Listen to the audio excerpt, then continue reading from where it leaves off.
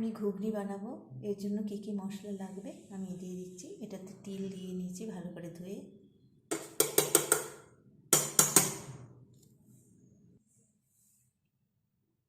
দারচিনি দিয়ে দিচ্ছি,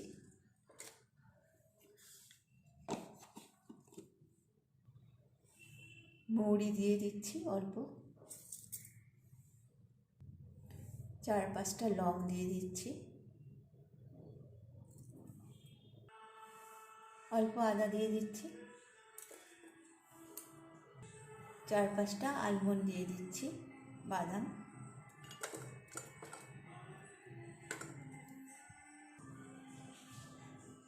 এক চামচ ধনে, আস্ত ধনে দিয়ে দিচ্ছি, 4টার মতো শুকনো লঙ্কা দিয়ে দিচ্ছি। এখন এসবগুলি উপকরণগুলিকে আমি মিক্সিতে গ্রাইন্ড করে পেস্ট তৈরি করে নেব।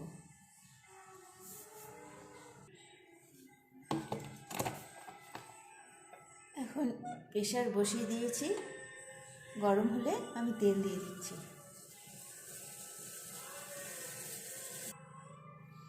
আমি তেল দিয়ে দিচ্ছি, আমি 1 চামচ অল্প তেল দিয়ে আমি বানাচ্ছি। কম তেলে যারা অভ্যস্ত খেয়ে যে শরীর অসুখ বিসুখ থাকে, যার জন্য আমি কম তেলে 1 চামচ তেল দিয়ে বানিয়ে দিচ্ছি ঘুগনিটা। খেয়ে দেখবেন বাড়িতে অসম্ভব ভালো হয়। 5 ফোড়ন সম্বাদ দিয়ে দিচ্ছি,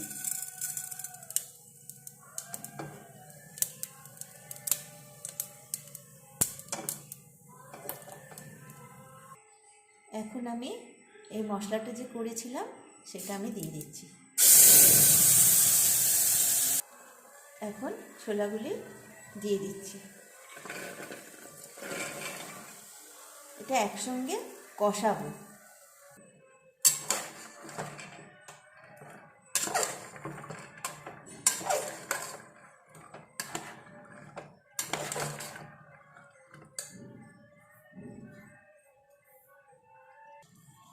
এখন 1 চামচ হলুদ দিয়ে দিচ্ছি, পরিমাণ মতো নুন দিয়ে দিচ্ছি, আমি ভালো করে কষাবো।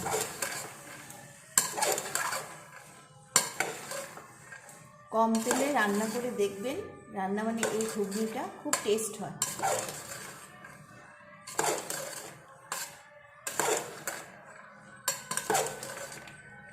যারা তেল কম খায় তারা এইভাবে করলে ভালো খাবে, আর শরীরের পক্ষেও ভালো।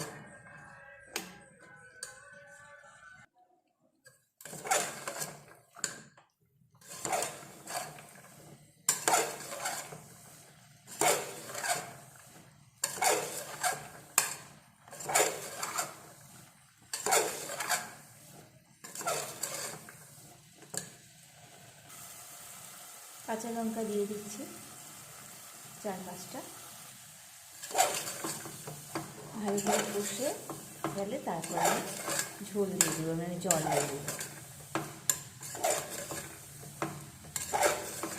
একটু সামনে থাকতে হবে, তেল কম দিয়ে রান্না করছি তো, সামনে দাঁড়িয়ে দাঁড়িয়ে রান্নাটা করতে হবে, নাহলে নিচে লেগে যাবে।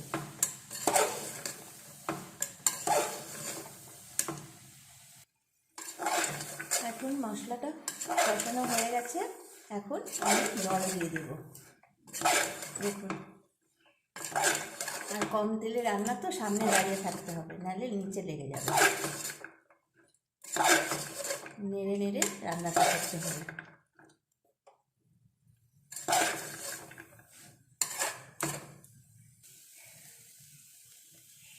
এখন আমি জলটা দিয়ে দিচ্ছি।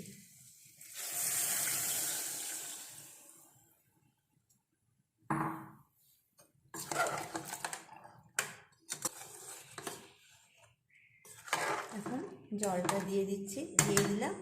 এখন এটা সিটি দেব, 2-3টে সিটি দিলেই হয়ে যাবে। 2-3টে তেজপাতা দিয়ে দিচ্ছি, আমি ঝোলে দিলাম কারণ ফ্লেভারটা ভালো আসবে। প্রেশারটা আটকিয়ে দিচ্ছি। 2-3টে সিটি দিলে তারপর নামিয়ে নেব।